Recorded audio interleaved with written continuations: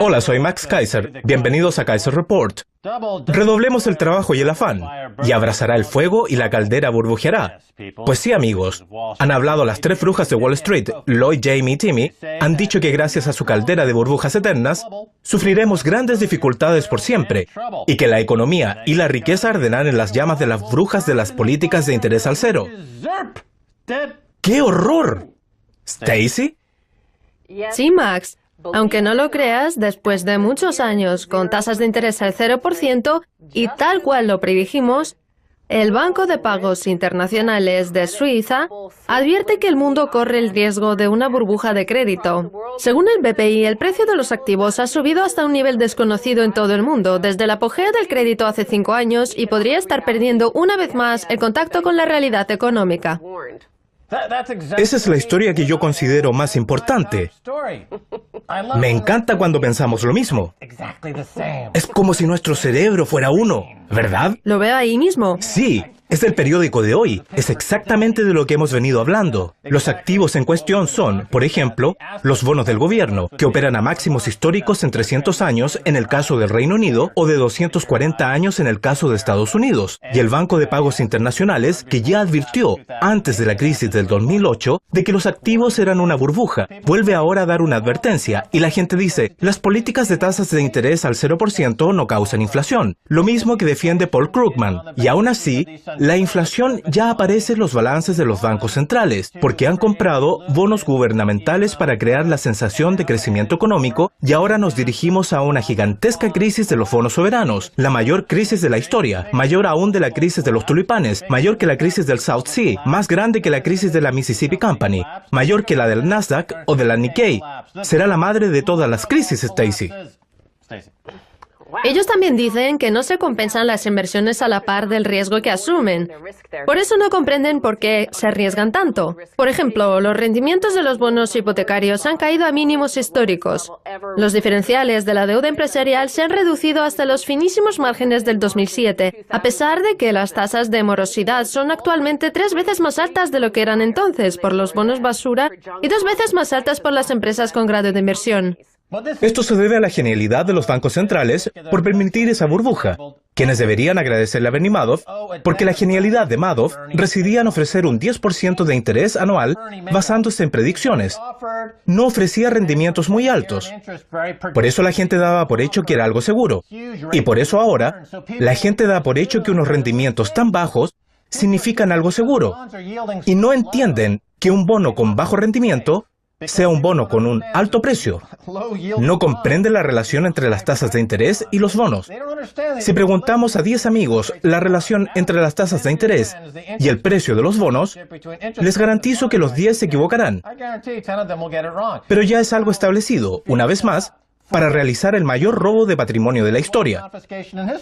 Como ellos dicen, una parte del problema se debe a los fondos de las aseguradoras y los fondos de pensiones, porque tienen dinero que por ley deben invertir. Están obligados a invertirlo donde sea y dicen que gracias a esas tasas de interés al cero, necesitan obtener rendimientos de donde sea.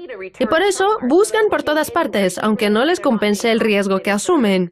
Con esto se repiten los acontecimientos de 2006 a 2008, cuando la superabundancia de ahorros inundaba el mundo con capital barato, comprimiendo los rendimientos y presionando a las compañías de seguros y fondos de pensiones a comprar la mala deuda de Grecia o Islandia, para obtener solo un par de puntos de rendimiento que cumplieran con sus obligaciones futuras. Ese es el problema por tener a grandes bancos como Goldman Sachs, JP Morgan o el Deutsche Bank como vehículos entre la impresión de dinero por parte de los gobiernos y la economía real. Intentan depositar ese dinero en lugares donde obtienen enormes beneficios y son lugares económicamente poco seguros, pero pueden obtener grandes créditos y comisiones, y lo han hecho a una escala colosal. Por eso han destruido la economía mundial por completo.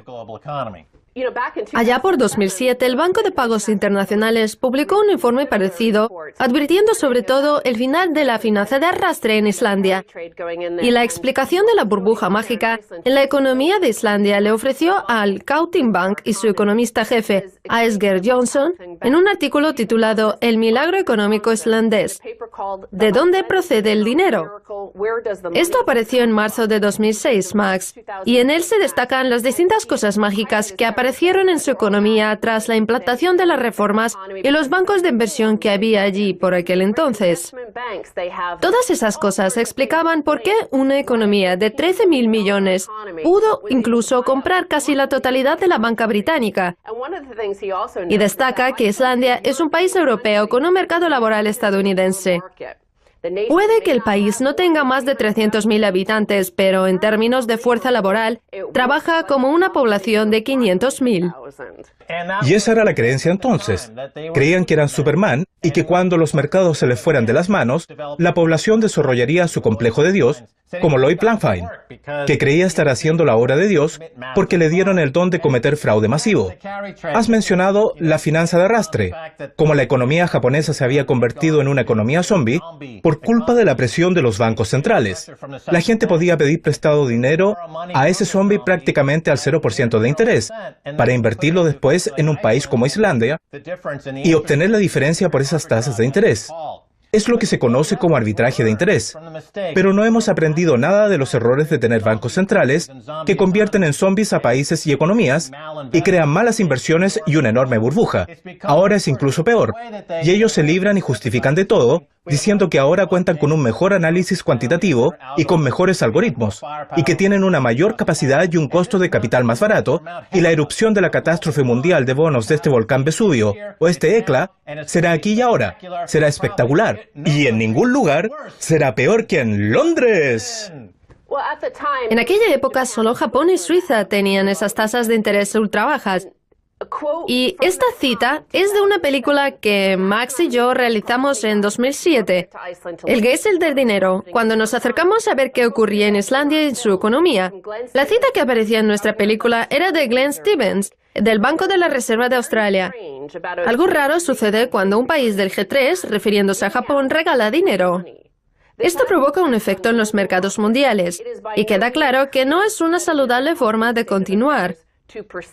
Y como hemos visto, todo lo que ha pasado en casi todo el mundo se debe al colapso que provocó la onda expansiva de deuda por aquella finanza de arrastre.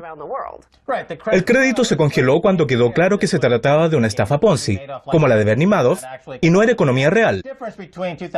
Y la diferencia entre 2008 y hoy es que los ricos, los 1.600 billonarios o los 600.000 multimillonarios, están comprando oro, y el Reino Unido, Barclays, ya es la bóveda que almacena más oro luego de Fort Knox.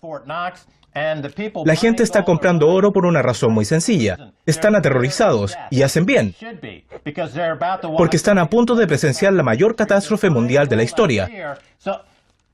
Compran oro por miedo. Y aquí nos surge una pregunta. Si los bonos están a su precio máximo histórico y el oro opera a sus máximos históricos, uno de los dos no llegará al final. Y los que no llegarán serán los bonos. Me he referido a nuestra película, El Geyser del dinero.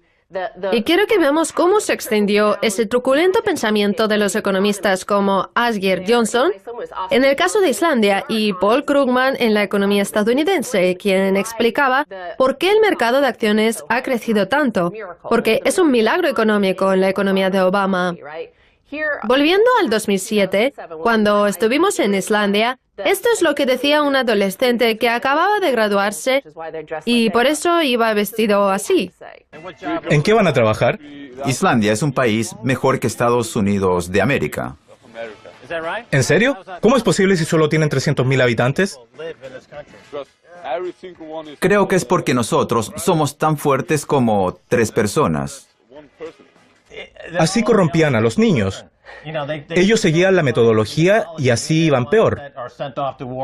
Los mandaban a adoptar esa metodología inútil o a tragarse esa metodología económica y, naturalmente, Paul Krugman es el brujo rodeado con las cabezas reducidas de todos los economistas con los que ha acabado y centra todo su entendimiento en una metodología y una filosofía basadas en la brujería. Quiero recordar que tras el colapso de Islandia, Michael Lewis, de Vanity Fair, fue a Islandia y escribió un artículo que llamó la atención de los islandeses, porque muchos de ellos creen en gente pequeña, creen en elfos, y también en algo que en la mayoría de los países occidentales conocemos como enanos, pero que ellos llaman Huldufolk, que significa seres ocultos. Son seres ocultos, algo muy similar a nuestra economía oculta, nuestro sistema bancario en la sombra, donde supuestamente se almacena toda la riqueza. Esta es una historia reciente de Islandia, Max. Ciudad islandesa espera haber calmado a los furiosos elfos con canciones. Esperan que los elfos y los seres ocultos de los alrededores de la ciudad noroccidental de Bolungarvík se hayan calmado tras sus recientes peligrosas travesuras y los posteriores esfuerzos de los humanos por apaciguarlos. Según parece, debido a una construcción, cayeron sobre la ciudad unas rocas, pero los habitantes pensaron que se debía a que no habían pedido permiso para construirla. Claro, son los herederos de Paul Krugman, los seres ocultos de Islandia, que viven en las grietas y fisuras del volcán, creen en la economía invisible de las medidas de estímulo keynesianas. Lo que ocurrió es que ya no cayeron más rocas después de que los niños salieran de la escuela para cantarles una canción. Ellos creen que todo acabó porque les cantaron. Y ahora quiero que hablemos de nuestro sistema bancario en la sombra, que sigue tirándonos piedras, rocas financieras y desplomes y sacudidas repentinas de los mercados que hacen desaparecer nuestra riqueza. La moneda Manchú, moneda de 1 billón. Se trata de un tuit de Edward Harrison que habla de ese concepto que se está dando en Estados Unidos para lidiar con el precipicio fiscal. Los elfos ocultos lo tiran todo al precipicio fiscal y parece que han diseñado una moneda de platino de $1 billón que mágicamente solucionará todos nuestros problemas. A eso se le llama monetizar la deuda con metales preciosos, que es lo que va a pasar de todas formas. Así que lo podemos llamar la moneda mágica de $1 billón, o el regreso al patrón oro, porque de hecho, hay gente en todo el mundo que ya comercia con oro, plata y platino, y desprecian el volcán del dinero fiduciario, dirigido por los seres invisibles de Islandia. Tercera flexibilización cuantitativa al estilo del Tesoro. Así lo llama creditwritedowns.com. El Tesoro acuña una moneda de $1 billón y la deposita en una cuenta propia en la Reserva Federal. Los activos de la Reserva y los pasivos aumentan proporcionalmente. Así, el futuro déficit del gobierno federal podría seguir llevándose a cabo acuñando monedas y depositándolas en la cuenta del Tesoro. Eso sería lo mismo que si nosotros cantáramos a los seres ocultos: Jamie, no nos mates, no nos decolores. Es la vuelta al patrón oro y al patrón plata. Dicen que seguiremos con la situación actual, pero la respaldaremos con una moneda de platino valorada en $1 billón. Por cierto, ¿por qué no retomamos el patrón de los metales preciosos? Sí, ¿por qué no? Bien, Stacey Herbert, gracias por haber venido a Kaiser Report.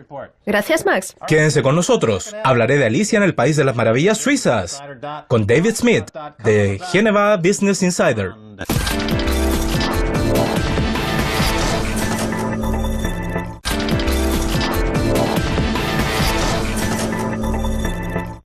Bienvenidos a Kaiser Report, soy Max Kaiser. Ha llegado la hora de hablar con David Smith, de genevabusinessinsider.blogspot.com. David, hace poco hablamos de la paridad de la divisa suiza con el euro. ¿Qué novedades hay de esa paridad? Si mal no recuerdo, esa paridad se estableció en octubre del año pasado, así que solo ha transcurrido un año desde aquella decisión. Pero si observamos la situación actual de esa paridad, para mantener la relativa debilidad del franco suizo, se han mantenido las tasas de interés prácticamente al 0%, y el Banco Central ha respaldado un plan para una gran adquisición de euros. El resultado final de todo esto es que ahora Suiza tiene 450.000 millones de reservas en divisas extranjeras. Para darle perspectiva a esa cifra, podemos decir que con esa cantidad podemos comprar 2/3 de Apple, la mayor empresa del mundo, o podríamos comprar más de 2 veces General Electric. Y no se sabe la cantidad de veces que podríamos adquirir General Motors. Así que la pregunta es, ¿cómo podemos manejar esa enorme cantidad de dinero? Y se han ofrecido varias ideas. Un fondo de deuda soberana que se convertiría en uno de los más grandes del mundo, ya capitalizado con 400.000 millones, algo que sería 4 veces mayor que el que se planteaba para Libia, por ejemplo. En cambio, lo que hacemos es sentarnos con un montón de bonos papel del gobierno en países donde la solvencia está en duda. Y ya sabemos que los países implicados imprimen aún más dinero. Háblenos un momento de los fondos soberanos de inversión, David. Hay uno enorme en Noruega, que le funciona muy bien al país. Tenemos otro, según creo, en Qatar, que es muy grande y ofrece la posibilidad de utilizarlo para inversiones estratégicas en todo el mundo. Lo que usted sugiere es que Suiza podría tener uno si lo hiciera de un modo distinto. ¿Por qué no tiene un fondo soberano de inversión? Por lo que acaba de decir, da la sensación de que van a crearlo. ¿No sería para ellos algo estratégicamente favorable? Bueno, creo que en vez de reaccionar a las condiciones del mercado, no existe una auténtica estrategia, excepto la de mantener la paridad de la divisa. Creo que nadie piensa más allá. Y otra cosa que me asombra es que Suiza es un país con muchas cualidades, como votar para cualquier cosa o, por ejemplo, hasta qué hora puede el vecino dejar que su perro ladre. Pero no realizan ninguna consulta cuando alguien va y gasta 400 o 500 mil millones del bolsillo de los contribuyentes, debido a la independencia del Banco Central, que solo es independiente en sus acciones, pero no es independiente de las consecuencias que esas acciones provoquen a la ciudadanía. Respecto al Producto Bruto Interno suizo, ¿qué porcentaje representa esa cifra? Casi el 100%. ¿Y qué porcentaje de deuda tienen los balances de la banca privada respecto al Producto Bruto Interno? Y del PBI público, ¿cuáles son las cifras actuales en Suiza? La deuda pública es de las más bajas de los países de la Organización para la Cooperación y el Desarrollo Económico. Si mal no recuerdo, un 60% en lo que se refiere a la deuda privada. No dispongo de esa información. Claro, sería una cifra difícil de saber, debido al secretismo de la legislación de la banca suiza. Y supongo que esa será una de las razones por las que no se conocen esas cifras. Sin embargo, esas leyes han sido desafiadas por países como Estados Unidos, que ha podido entrar en Suiza y está cambiando el entorno de la banca por completo. Primero, revelando cuentas secretas y usurpando las leyes que tornarían ilegal la revelación de esos secretos. Con todo, parece que se han fijado como objetivo a Suiza, mientras que, por supuesto, Estados Unidos es el mayor país del mundo, con un perverso mercado negro y operaciones bancarias en las sombras y blanqueo de dinero. Ahora sabemos que en Estados Unidos pasó lo de Wachovia, ahora Wells Fargo, cuando blanqueó $500 millones de los carteles de la droga mexicanos. ¿Ese es el lío que Estados Unidos desea que ocurra en los bancos europeos por el blanqueo de dinero? ¿Por eso se han fijado en Suiza?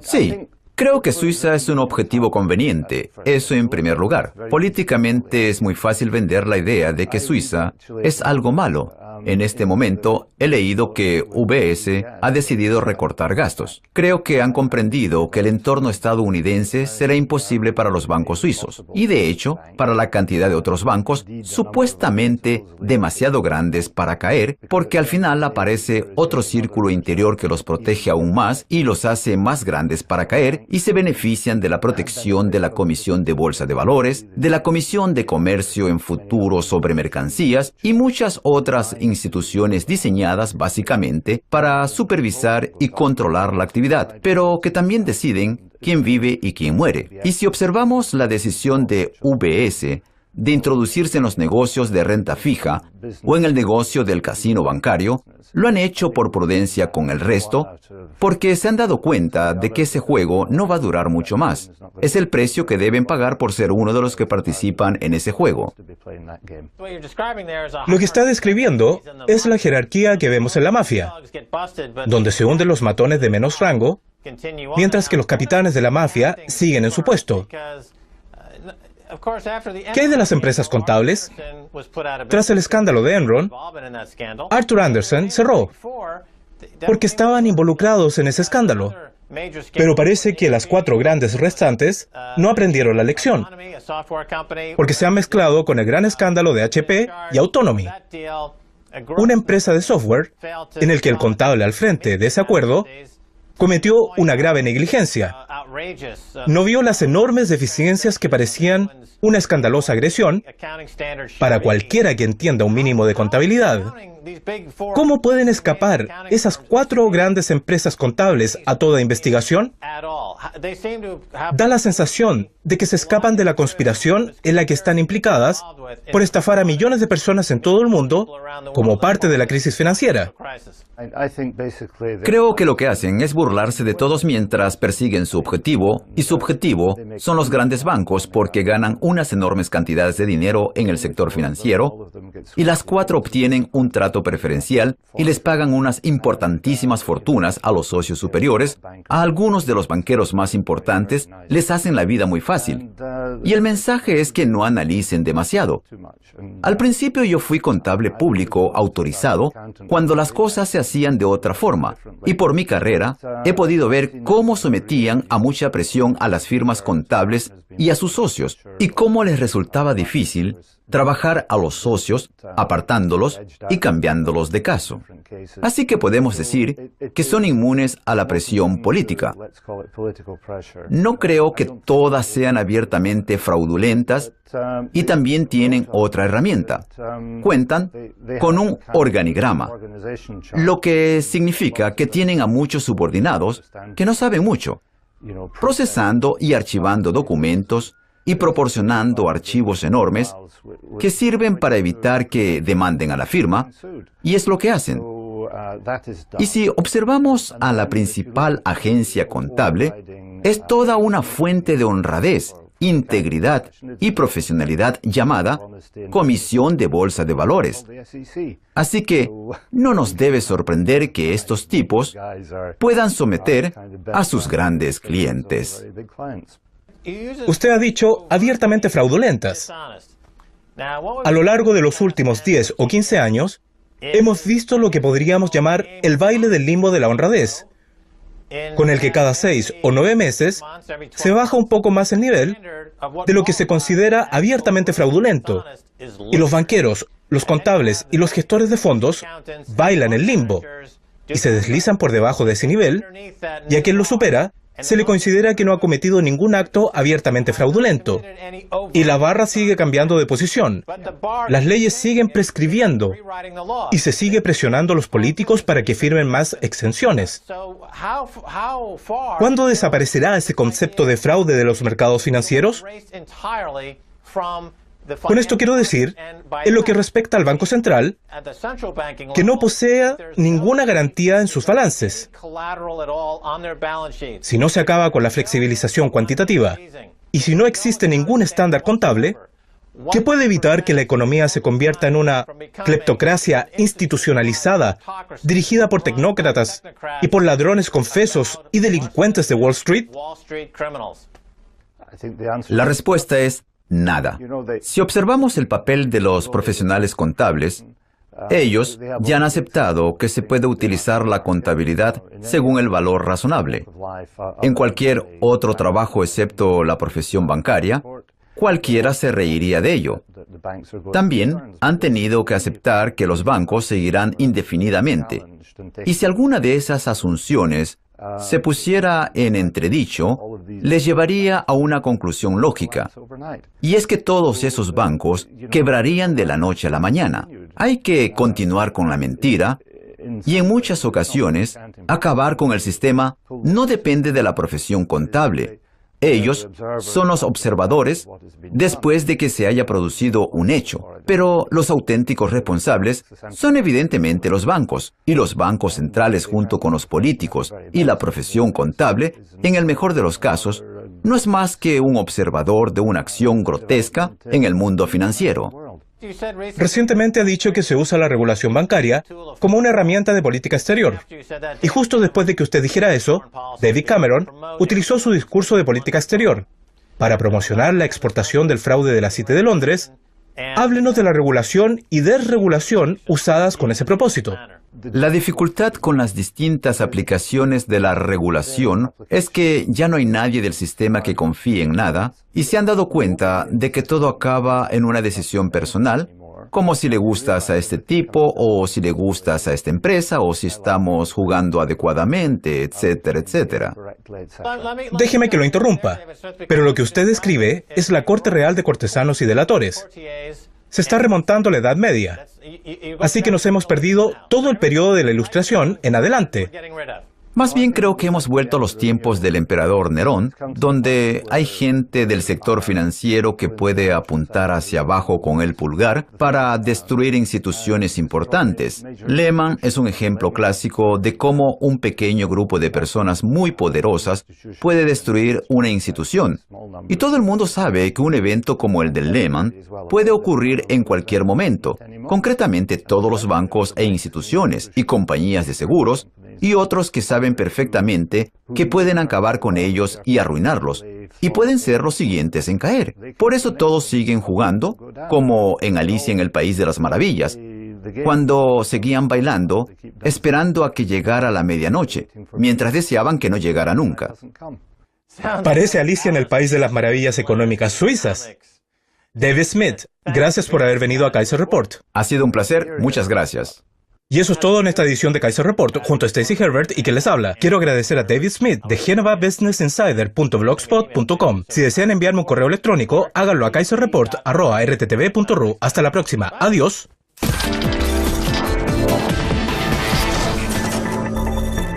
Las políticas de tasas de interés al 0% no causan inflación, lo mismo que defiende Paul Krugman. Y aún así, la inflación ya aparece en los balances de los bancos centrales, porque han comprado bonos gubernamentales para crear la sensación de crecimiento económico y ahora nos dirigimos a una gigantesca crisis de los bonos soberanos, la mayor crisis de la historia, mayor aún de la crisis de los tulipanes, mayor que la crisis del South Sea, más grande que la crisis de la Mississippi Company, mayor que la del Nasdaq o de la Nikkei.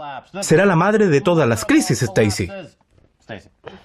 Ellos también dicen que no se compensan las inversiones a la par del riesgo que asumen.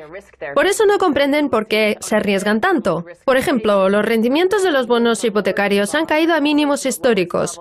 Los diferenciales de la deuda empresarial se han reducido hasta los finísimos márgenes del 2007.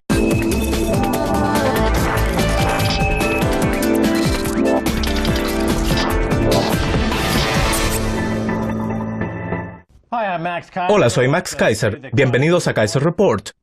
Redoblemos el trabajo y el afán, y abrazará el fuego y la caldera burbujeará.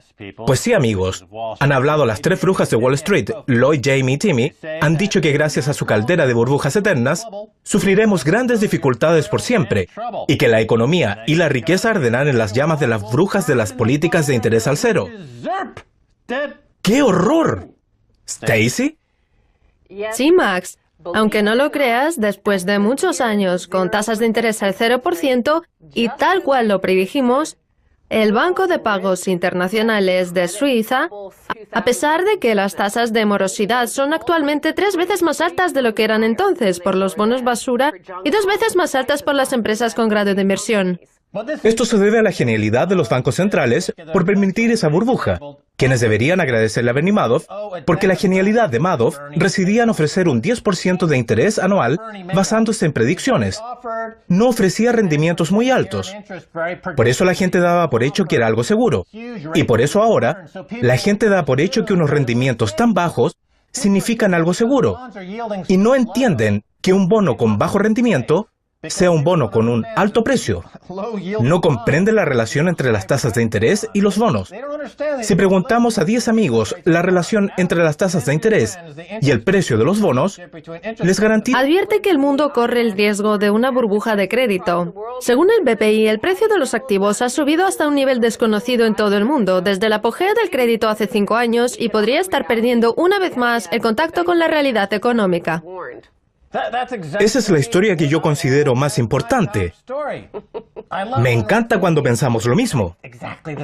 Es como si nuestro cerebro fuera uno, ¿verdad? Lo veo ahí mismo. Sí, Es del periódico de hoy. Es exactamente de lo que hemos venido hablando. Los activos en cuestión son, por ejemplo, los bonos del gobierno, que operan a máximos históricos en 300 años en el caso del Reino Unido o de 240 años en el caso de Estados Unidos, y el Banco de Pagos Internacionales, que ya advirtió, antes de la crisis del 2008, de que los activos eran una burbuja, vuelve ahora a dar una advertencia, y la gente dice que los 10 se equivocarán. Pero ya es algo establecido, una vez más, para realizar el mayor robo de patrimonio de la historia. Como ellos dicen, una parte del problema se debe a los fondos de las aseguradoras y los fondos de pensiones, porque tienen dinero que por ley deben invertir. Están obligados a invertirlo donde sea y dicen que gracias a esas tasas de interés al cero, necesitan obtener rendimientos de donde sea. Y por eso buscan por todas partes, aunque no les compense el riesgo que asumen. Con esto se repiten los acontecimientos de 2006 a 2008, cuando la superabundancia de ahorros inundaba el mundo con capital barato, comprimiendo los rendimientos y presionando a las compañías de seguros y fondos de pensiones a comprar la mala deuda de Grecia o Islandia, para obtener solo un par de puntos de rendimiento que cumplieron